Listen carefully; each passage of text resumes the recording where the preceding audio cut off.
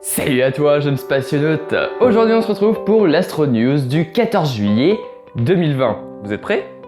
C'est parti.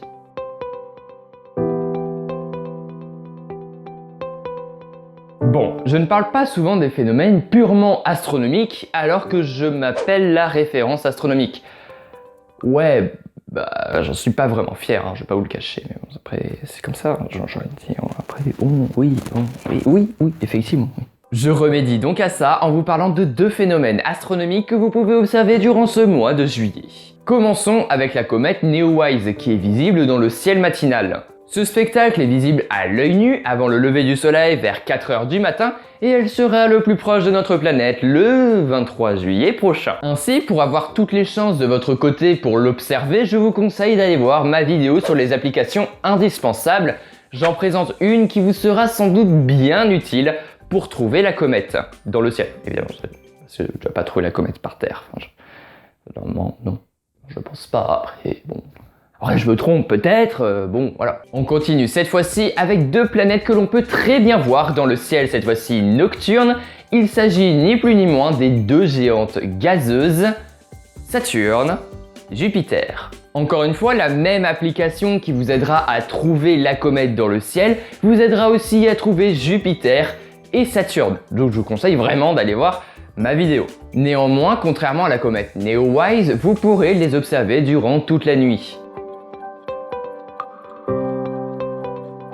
On passe maintenant à une nouvelle un peu moins astronomique, car le lanceur Electron de la société Rocket Lab a effectué le 4 juillet dernier son 13e lancement pour mettre en orbite 7 satellites. Et oui, car ce lanceur a la particularité de lancer des petits satellites. Seulement, voilà, à partir de 180 km d'altitude, on sent que le deuxième étage peine un peu à propulser la charge utile. En effet, quelques secondes plus tard, à T plus 6 minutes 20, l'altitude commence à baisser alors qu'elle avait atteint 194,8 km.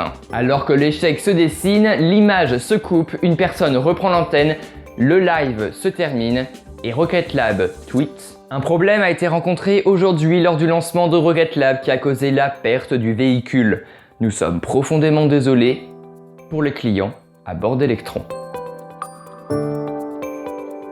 À la fin du mois sera lancé le rover Perseverance de la NASA en direction de la planète rouge. Ce lancement a été décalé au 30 juillet prochain alors qu'il avait quand même bien été décalé, très concrètement, dû à un retard, mais cette fois-ci dans l'assemblage du lanceur Atlas 5. Ce lancement est attendu partout dans le monde car il succédera au rover Curiosity qui est déjà un engin très performant et qui nous a dévoilé des résultats sans précédent de Mars.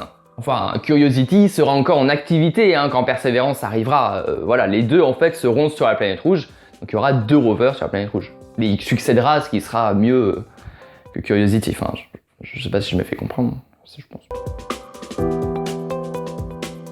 Après avoir séjourné dans l'ISS de novembre 2016 à juin 2017, Thomas Pesquet devait retourner dans celle-ci en fin d'année 2021. Eh bien, comment dire, son emploi du temps a été décalé plutôt à février 2021. Alors que le Soyouz est remplacé par les capsules Crew Dragon et CST-100 Starliner, Roscosmos, qui est l'agence spatiale russe, se méfie un peu de ces nouveaux engins spatiaux et préfère attendre avant d'embarquer ses cosmonautes. Ainsi, ce désistement a permis à l'astronaute français de modifier la date de son agenda pour février prochain. On connaît donc peut-être la capsule avec laquelle il devrait embarquer et ce n'est ni plus ni moins que la Crew Dragon. Alors rien n'est sûr évidemment, mais les retards qu'enchaîne la CST-100 Starliner, ah ouais, bon. Et puis en plus, les premières missions devaient être normalement assurées par la capsule de SpaceX. Donc rien n'est sûr, évidemment, mais bon, normalement, ça serait peut-être la Crew Dragon. Mais bon, en tout cas, il faudra suivre ça de très près. Et voilà, c'est déjà terminé pour cette Astro News, j'espère qu'elle vous aura plu. Si c'est le cas, vous pouvez évidemment vous abonner, mettre un pouce bleu et mettre un commentaire. En tout cas, c'était la ref, on se retrouve à la prochaine. Allez, à plus.